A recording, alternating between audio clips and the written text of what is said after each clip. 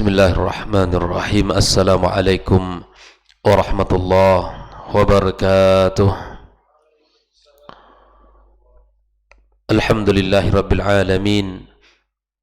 Wassalatu wassalamu ala nabiyyina al-mursalin wa ala alihi at-tayyibin wa ashabihi al-ghurril mayamin.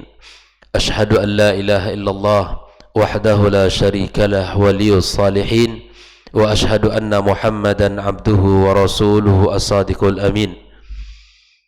Qala ta'ala ya ayyuhalladzina amanu taqullaha haqqa tuqatih wa la tamutunna illa wa antum muslimun. Allahumma allimna ma yanfa'una wanfa'na bima 'allamtana wa zidna ilma. Amma ba'd. Ikhwani wa akhwati fid din, kaum muslimin, kaum muslimat, hadirin hadirat, para pendengar Radio Rabbani dan para pecinta KMTV dimanapun berada. Alhamdulillah, kembali kita bersyukur pada Allah Subhanahu wa Ta'ala. Pagi yang penuh berkah ini kembali kita dipertemukan Allah di rumahnya yang mulia ini, pada tempat yang mulia ini,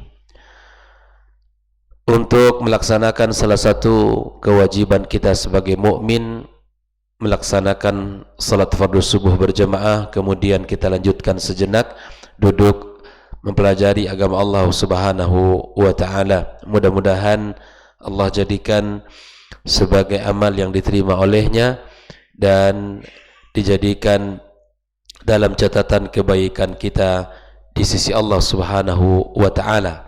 Kemudian kita ucapkan salawat dan salam untuk Nabi kita tercinta Muhammad sallallahu alaihi wasallam. Mudah-mudahan salat dan salam yang senantiasa kita ucapkan menjadi salah satu bukti kecintaan kita kepadanya dengan mengikuti sunnah-sunnahnya serta kita berpegang teguh dengan syariatnya.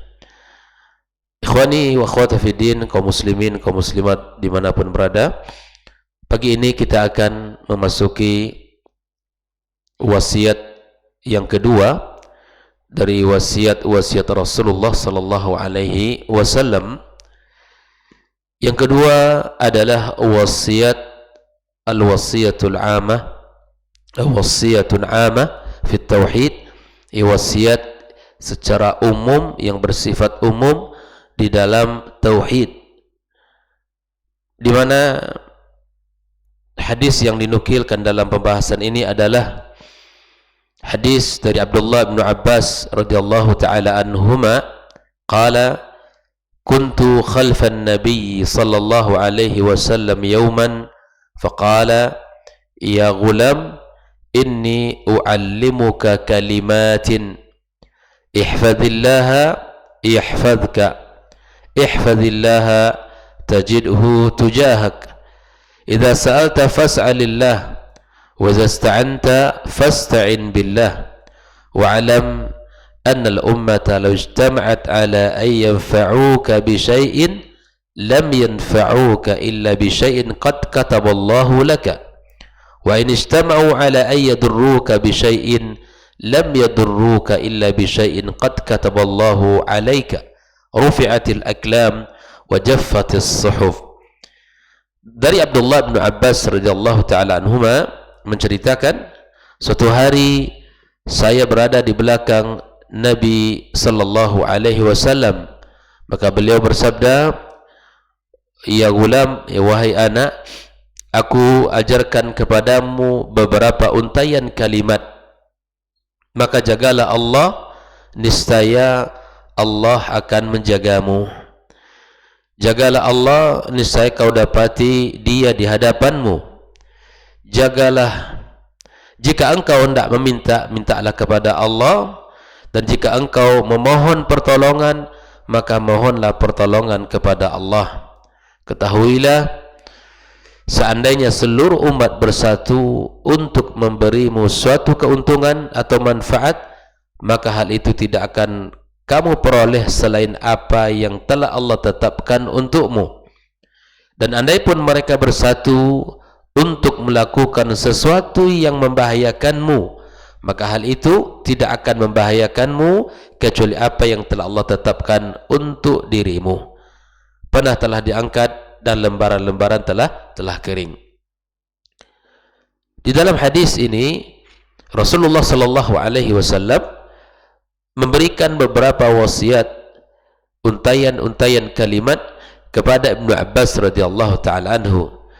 Nasihat yang pertama adalah ihfadillah yahfadka. Jagalah Allah, niscaya Allah akan menjagamu. Nabi sallallahu alaihi wasallam mengajarkan kepada kita dan kepada seluruh umat ini, bila mana kita menjaga Allah Subhanahu wa taala dengan sebaik-baik penjagaan, maka Allah pasti akan memberikan penjagaan kepada kita, ya, dengan penjagaan yang lebih sempurna sesuai dengan upaya kita. Maka para ulama menjelaskan makna menjaga Allah itu adalah menjaga batasan-batasannya, hak-haknya, serta perintah-perintah dan larangan-larangannya.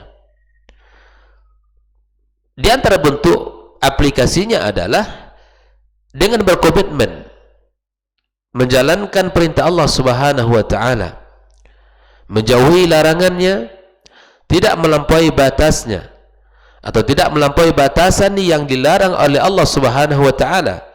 Jika semua itu dikerjakan, jika semua itu dilakukan, maka ia termasuk orang-orang yang menjaga Allah sebaik-baiknya. Allah Subhanahu wa taala telah memuji, telah menyanjung orang-orang yang melakukan hal tersebut. Allah taala berfirman, "Hadza ma tu'aduna likulli awwabin hafidh." Kepada mereka akan dikatakan, inilah nikmat yang dijanjikan kepadamu, kepada setiap hamba yang senantiasa bertaubat kepada Allah dan menjaga segala peraturan-peraturannya. Maka di antara hak-hak Allah Subhanahu wa taala yang paling agung, yang wajib untuk kita jaga adalah memurnikan segala bentuk ibadah kita kepadanya. Tidak ada yang lebih dari tinggi, tidak ada yang lebih tinggi daripada memurnikan ibadah kepada Allah Subhanahu wa taala.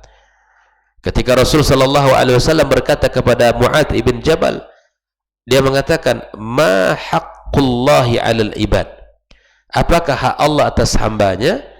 Maka Mu'adz mengatakan, "Allahu wa rasuluhu a'lam."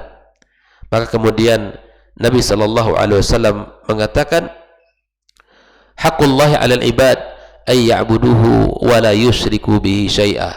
Hak Allah adalah disembah, dimurnikan ibadah kita kepadanya, memurnikan ketaatan kita hanya untuk Allah Subhanahu wa taala tanpa kita mensyirikkannya dengan satu apapun. Hadis riwayat Imam Bukhari dan Muslim.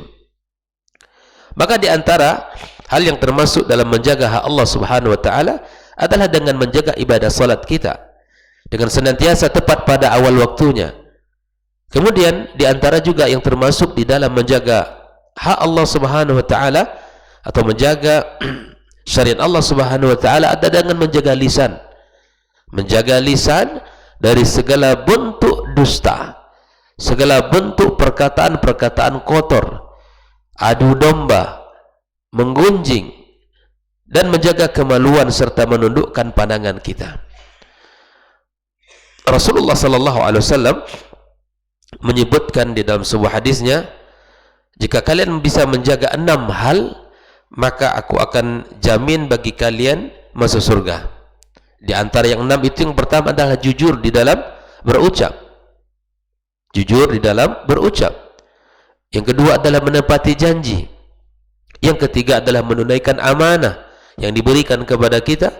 Yang keempat adalah menjaga kesucian kita. Yang kelima adalah menundukkan pandangan kita dan menjaganya.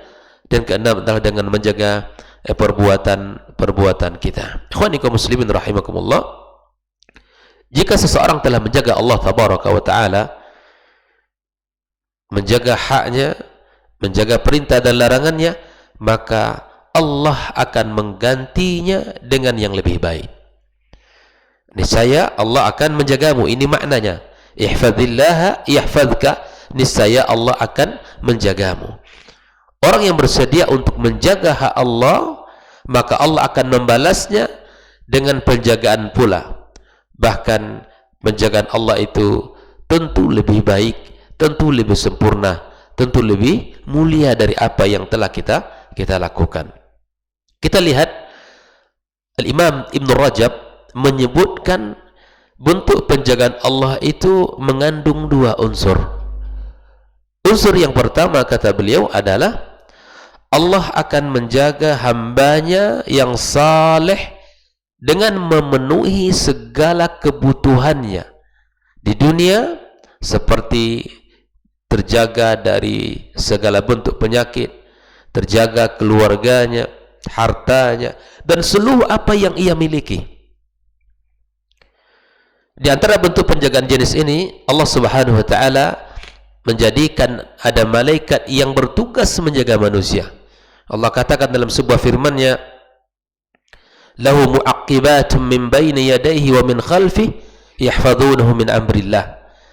Bagi manusia ada malaikat-malaikat Allah yang selalu silih berganti menjaganya dari depan, dari belakang, dan mereka menjaganya atas perintah Allah Subhanahu wa taala.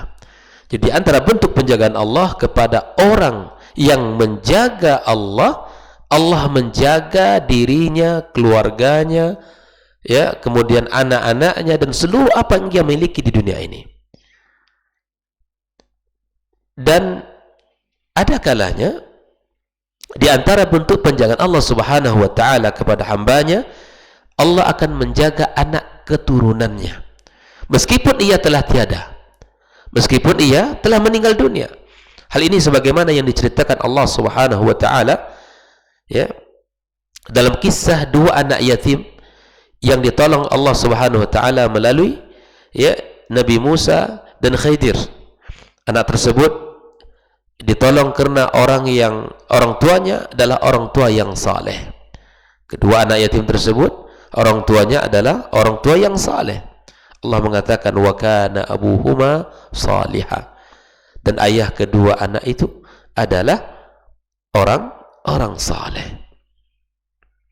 Berkenaan dengan ayat ini, kaum muslimin, kaum muslimat rahimakumullah, Al-Imam Al-Baghawi menukilkan perkataan Muhammad ibn Al-Munkadir mengatakan bahawa sesungguhnya karena kesalehan seorang hamba, Allah akan menjaga anak keturunannya, familinya, dan seluruh keluarganya, serta orang-orang yang ada di sekitar rumahnya. Bayangkan betapa manfaat kesalehan itu tidak hanya ada pada diri kita, pada anak kita, bahkan keturunan kita dan orang yang ada di sekitar kita. Allah jaga.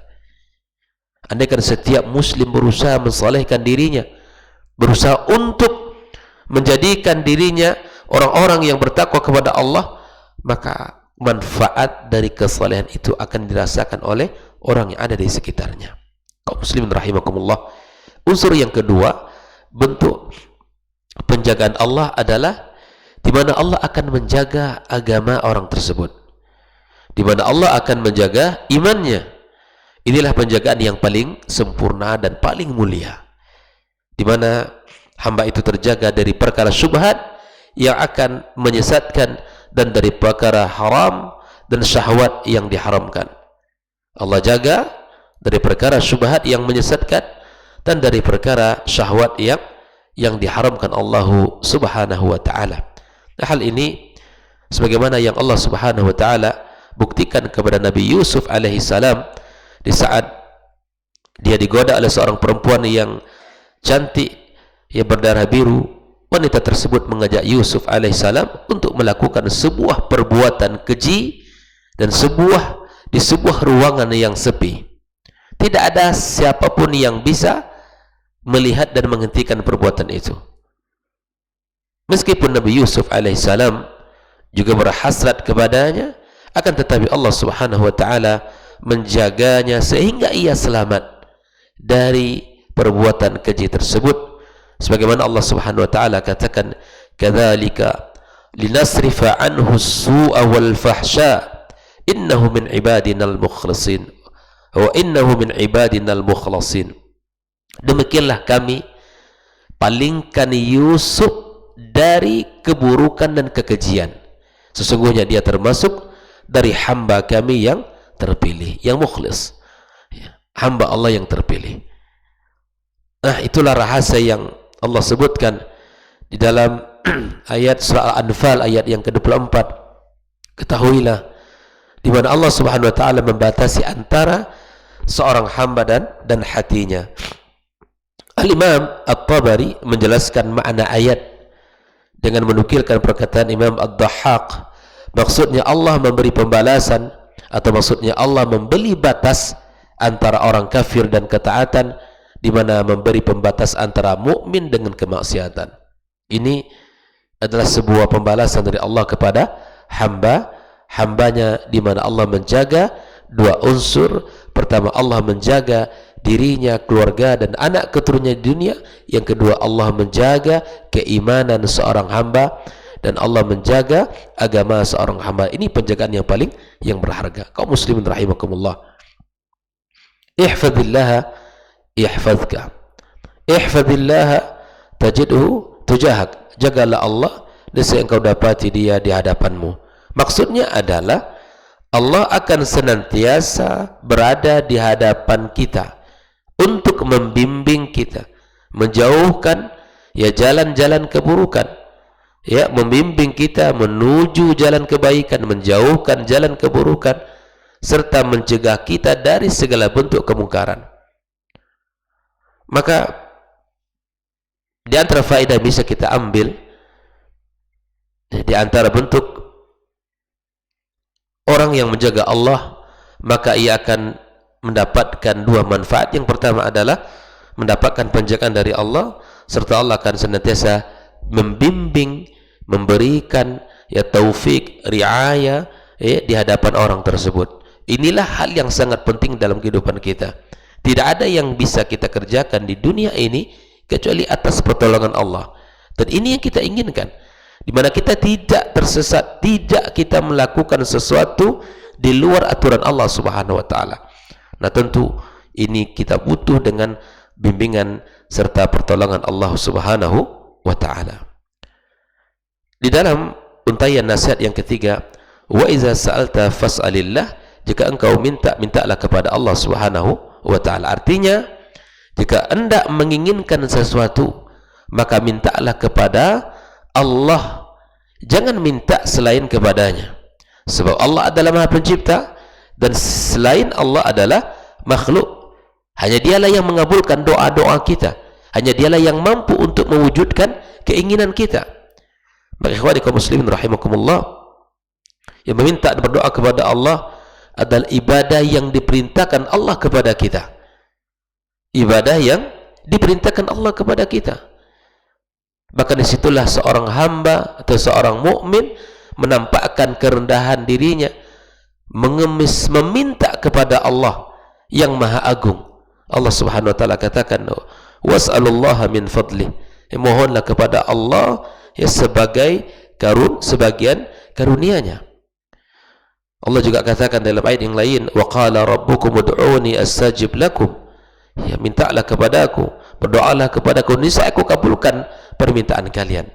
Kaum muslimin rahimakumullah, untayan kalimat yang keempat, wa idza sta'anta fasta'in billah, jika engkau minta tolong kepada Allah, maka minta tolonglah kepadanya. Oleh itulah kita diperintahkan Allah Subhanahu wa taala untuk meminta tolong kepadanya. Bahkan dalam ayat yang sering kita baca di saat kita melaksanakan ibadah salat kita, di dalam surat Al-Fatihah kita katakan, iyyaka na'budu wa iyyaka nasta'in, hanya kepadamu kami menyembah dan hanya kepadamu kami memohon pertolongan. Ikhwani kaum muslimin rahimakumullah, minta kepada Allah pertolongan atas apa yang telah yang ingin kita cita-citakan dalam kehidupan kita. Adapun untayan kalimat yang kelima adalah, ketahuilah seandainya seluruh manusia ini bersatu untuk memberikan manfaat kepadamu, maka sungguh kamu tidak akan mendapatkan kecuali apa yang telah Allah tetapkan. Dan sebaliknya, jika mereka berkumpul pula untuk mendatangkan sesuatu yang tidak baik untukmu, maka tidak akan terwujud hal itu kecuali apa yang telah Allah tetapkan untukmu. Ikhwani kaum muslimin, ini menunjukkan bahwa Nabi SAW mengajarkan kita bagaimana seharusnya kita beriman kepada takdir. Pada hakikatnya seluruh manusia tidak bisa memberikan manfaat kepada sesamanya kecuali dengan takdir Allah Subhanahu wa ta'ala. Jika demikian, sudah seharusnya seluruh permintaan kita kita tujukan hanya kepada Allah Subhanahu wa ta'ala semata, bukan kepada sesama manusia. Maka ada beberapa kekeliruan yang terjadi di dalam hal seperti ini. Ada orang yang subhanallah dengan mudah percaya kepada orang yang mengatakan bahwa dia adalah orang soleh. Orang soleh ketika di dunia, maka boleh bagi kita untuk meminta kepadanya setelah dia mati. Tentu ini hal yang keliru kaum muslimin. Orang yang sudah mati, dia sungguh butuh kepada doa kita. Sebagaimana Rasulullah SAW sabdakan, bukan kita yang meminta kepadanya. Orang yang sudah mati, yang sudah meninggal dunia, sudah terputus seluruh amal. Sudah terputus kecuali 3 perkara yang disebutkan. Salah satunya doa dari anak yang ditinggalkan. Doa-doa anak yang saleh yang senantiasa meminta kepada Allah. Lalu kita datang kepadanya untuk meminta, ya fulan, ya madad, ya fulan. Ini sebuah kekeliruan kaum muslimin. Tawassul yang dimasyru'kan adalah meminta doa kepada orang saleh yang masih hidup, bukan yang sudah meninggal dunia. Yang meninggal dunia enggak memiliki kuasa apa-apa. Jangankan untuk orang lain, membantu orang lain, menolong diri sendiri saja tidak sanggup. Terputus sudah amal. Maka gunakan logika kita, gunakan pikiran kita bahwa dia butuh dengan doa kita, bukan kita yang butuh kepada mereka. Ada sebuah kisah yang terjadi di negeri ini beberapa waktu yang lewat, bahwa ternyata kuburan yang dianggap keramat, yang sementara orang-orang yang datang ke situ dikarenakan ada sebuah keperluan yang harus digali, dipindahkan kuburan tersebut. Ternyata setelah digali kuburannya tidak ada. Orang yang dianggap selama ini keramat, orang yang dianggap selama ini masya Allah luar biasa, orang datang ke situ meminta tabarruk ke sana, memohon ampun, memohon pertolongan, dia meminta dan memohon, dia minta pertolongan segala kebutuhan. Ternyata setelah digali kuburannya kosong, nggak ada apa-apa di sana. Ini adalah permainan syaitan. Ini ada permainan syaitan kepada kita. Kita dibuatnya jauh dari kebenaran. Ikhwani kaum muslimin rahimakumullah, bab-bab seperti ini mari kita belajar, mari kita tundukkan hawa nafsu kita. Cukuplah kita meminta kepada Allah semata, tidak perlu kita meminta kepada yang lain. Kemudian untayan kalimat nasihat yang ke-6 yang terakhir, andai pun mereka bersatu untuk melakukan sesuatu yang membahayakanmu, maka tidak akan membahayakanmu kecuali apa yang telah Allah tetapkan untukmu adalah menunjukkan seluruh amarah bahaya pada hakikatnya adalah dari Allah Subhanahu wa taala. Datangnya, terjadinya itu atas izin Allah tabaraka wa taala. Tidak akan terjadi atas kehendak kecuali atas kehendak Allah Subhanahu wa taala. Artinya bahwa jangan kita terlalu takut jika ada ancaman-ancaman manusia. Minta saja kepada Allah yang maha kuat dan maha perkasa. Kemudian pena telah diangkat, lembaran-lembaran telah kering. Ini maksudnya adalah pena yang menulis seluruh takdir manusia, sedangkan maksud dari lembaran-lembaran itu adalah lembaran yang digunakan untuk mencatat takdir. Ini artinya seluruh perkara kejadian yang terjadi yang telah ditetapkan Allah Subhanahu wa taala. Artinya apa yang Allah inginkan terjadi maka ia akan terjadi. Dan apapun yang ditetapkan Allah untuk kita, baik dan buruknya pasti akan terjadi, dan tidak ada gunanya berkeluh kesah terhadap apa yang menimpa kita. Ada orang ketika dapat musibah, Masya Allah, larut lama di dalam kesedihan. Seharusnya kita bangkit. Harusnya kita bangkit, karena inilah ujian dan iman daripada kepada takdir yang ada pada kita. Oleh ikhwanikum muslimin, ya, kita harus yakin dengan apa yang telah disampaikan oleh Rasulullah sallallahu alaihi wasallam. Ada hadis yang kedua disebutkan mirip dengan ini, Tirmidzi wa ghairi Tirmidzi, ihfazillah tajidhu amamak, jagalah Allah maka engkau dapatkan ya Allah di hadapanmu. Ta'arraf ila Allah fir rakha ya'rifka fi syiddah, kenalilah Allah di waktu senang maka Allah akan ya kenal kepada kita di waktu sulit. Wa'lam annama akhta'aka lam yakun liyusibak wa ma asabaka lam yakun liyakhti'ak wa'lam anna an-nasra ma'al sabr wa anna al-faraja ma'al karb wa anna ma'al usri yusra. Insyaallah hadis ini tentu mirip dengan makna yang hadis yang pertama, bahwa sesungguhnya ya Allah Subhanahu wa taala akan menjaga kita dan akan ingat kepada kita di saat kita kondisi sulit. Namun kita harus dekat kepada Allah di saat kita ya senang, di saat kita lapang. Jangan lupakan Allah Subhanahu wa taala. Dan insyaallah ini adalah mudah-mudahan hadis yang bisa kita pahami dan mudah-mudahan bisa memberikan semangat dalam hidup kita.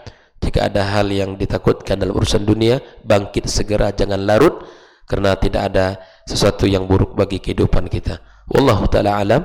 Subhanakallahumma bihamdik, asyhadu an la ilaha illa anta, astaghfiruka wa atubu ilaik. Wassalamualaikum warahmatullahi wabarakatuh. Orang yang keluar dari rumahnya menuju rumah Allah untuk menuntut ilmu syar'i, maka sungguh dia sedang berjalan di jalan ilmu, dan itu akan memudahkannya untuk menuju surga Allah Subhanahu wa taala. Man salaka tariqan yatlubu fihi ilman salakallahu bihi tariqan min turuqil jannah. Barang siapa yang menempuh sebuah jalan, jalan yang ditempuhnya adalah jalan menuntut ilmu, maka Allah akan mudahkan jalannya untuk menuju surga Allah Subhanahu wa taala. Orang yang berangkat ke masjid untuk menuntut ilmu syar'i dianggap sebagai jihad fi sabilillah. Nabi alaihi salatu wassalam bersabda, "Man dakhala masjidana hadza", barang siapa yang memasuki masjid kami ini, yakni Masjid Nabawi, liyata'allama khairan, untuk belajar atau mempelajari kebaikan, au yu'allimuhu, atau dia mengajarkan kebaikan, kal mujahidi fi sabilillah, adalah seperti orang yang berjihad di jalan Allah. Mudah-mudahan kehadiran kita di rumah Allah yang mulia ini, tujuan kita hanya satu, untuk mencari ridha Allah tabaraka wa taala. Mudah-mudahan ilmu yang kita pelajari, ilmu yang memberikan keberkahan, yang menerangkan jalan kita dan senantiasa menjaga kita di jalan Allah Subhanahu wa taala.